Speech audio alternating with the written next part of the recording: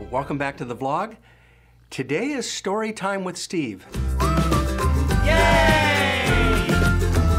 I'm excited to share with you how Eden Reforestation Projects was launched, a bit of our history, and how our philosophy developed.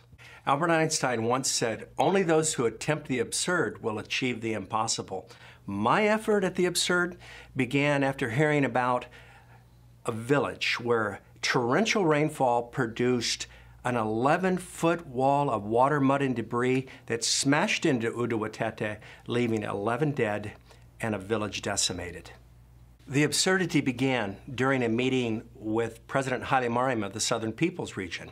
He buttered me up with compliments, talking about what we had already achieved: building hospitals, building clinics, building schools, building an HIV daycare center, all great traditional things. But at that point, he said, "Would you be willing to take over a failed reforestation project?"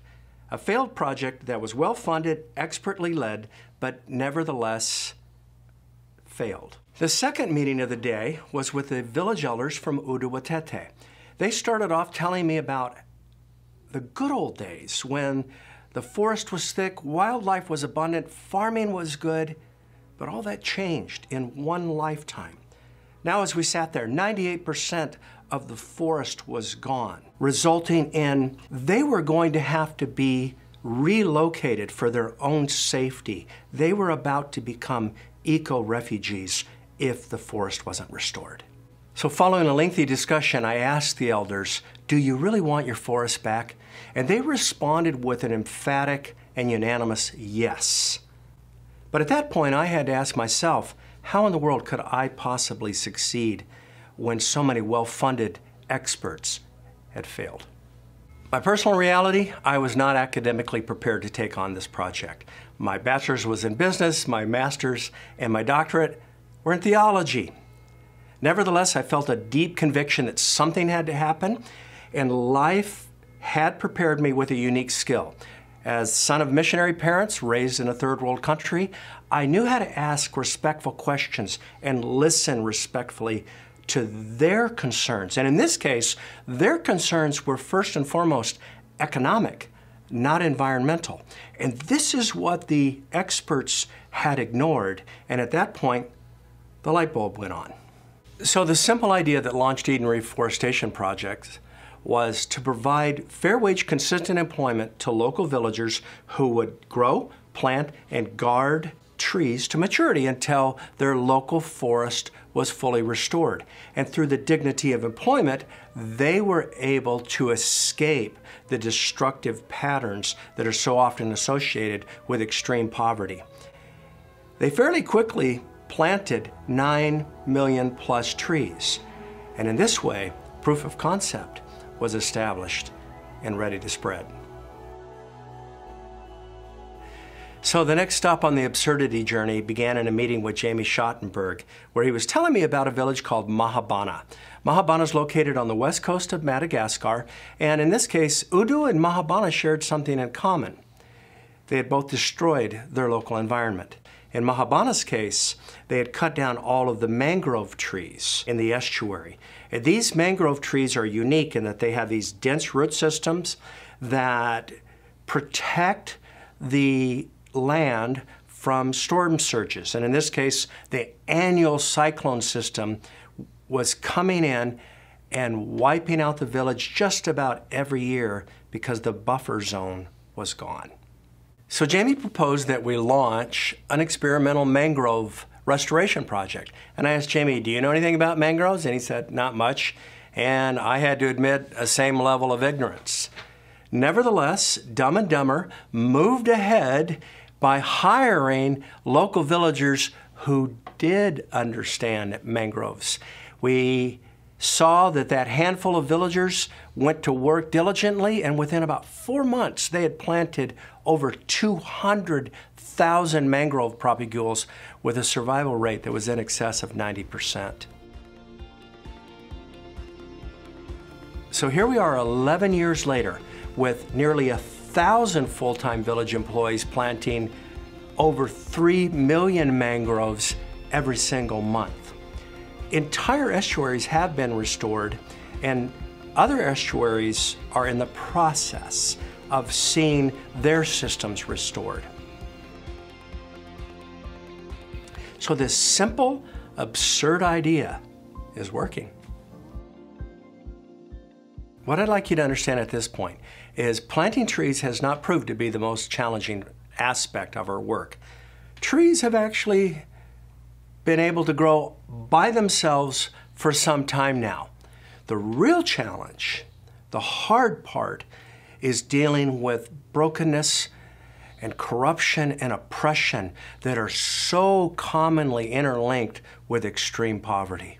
The form of oppression that we confronted in Mahabana came in the form of indentured servanthood.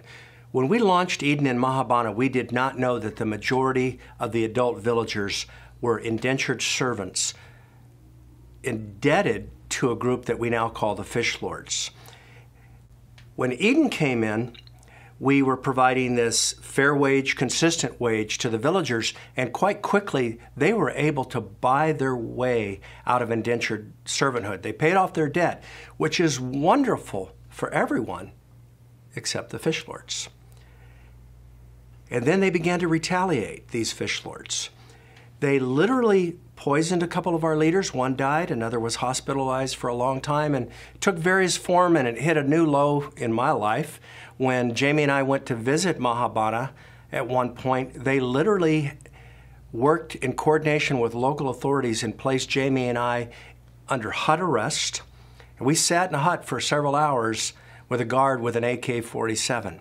Thankfully, our wonderful, loving village employees came to our defense, and a trial was held right then and right there with the local authorities, and we were exonerated, and it was the Fish Lords who were charged with the crime. So has the battle against oppression been worth it? Absolutely. And what we've discovered is that when you offer the dignity of employment to local villagers whose job it is to restore their local environment, all manner of positive outcomes begin to flow out, and it's amazing. One of the exciting multiplication effects comes when you restore forest, you restore animal habitat. It starts with the small critters like insects, quickly followed by birds and small mammals and reptiles. And then comes the big guys, the popular guys, like the lemurs in Madagascar, the tigers and the rhinos and the elephants in India and the orangutans in Indonesia. All of this begins to flow because forest habitat has been restored.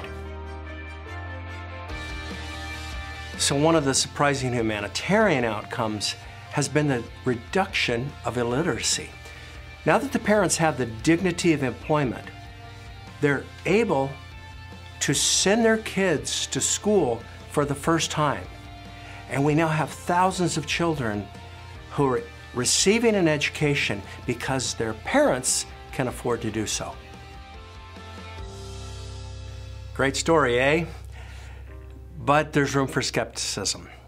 The most commonly asked question is, how do you know the trees that you've planted won't be cut down again? Well, part of the development of our philosophy has been a simple plan, again, that makes this all sustainable. It starts with providing a fair wage to the local villagers and removing their sense of desperation. And then, of course, we establish agreements with every level of government. 10% of our trees are agroforestry trees, trees for human use, fruit trees, fodder trees, fuel wood trees, construction wood trees that provide a long-term income. And then, probably most significant, is we've seen the villagers fall in love with their forest. They planted it, it's theirs, and they fiercely guard it. There's one other factor, though, that's been amazing, and that is once a canopy is established, once you have a canopy established, the top edge of the forest, natural regeneration kicks in and far outproduces what we've planted. Literally hundreds of percentage of trees begin to grow up all on their own because nature works. And we're convinced with this combination of considerations that the skeptics can be put largely at ease.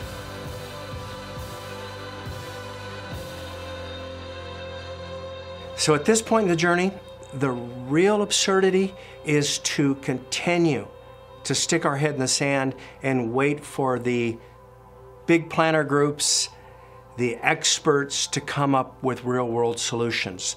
They've had 50, 60 years. It's our turn now. It's your turn now to join in and begin to look for simple ideas, simple solutions that the experts have overlooked. Give it a try. Perhaps your idea will change the world. So thank you so much for being part of the journey, part of our history, and for being a participant in coming up with simple solutions to save both people and planet.